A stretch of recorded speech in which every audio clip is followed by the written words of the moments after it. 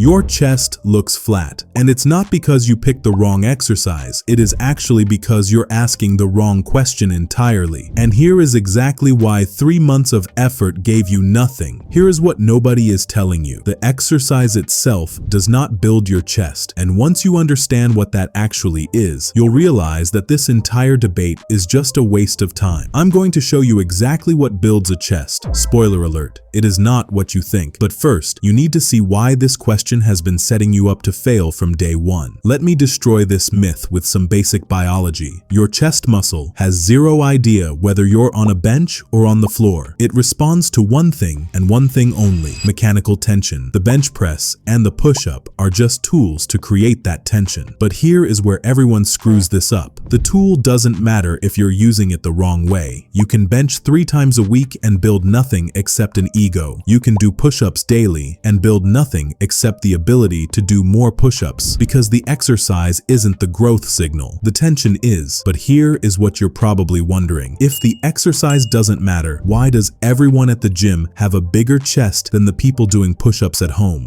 The bench press has one massive advantage. Progressive overload is stupidly simple. Add 5 pounds to the bar. Done. More tension. Your body adapts. Even a golden retriever could follow this system.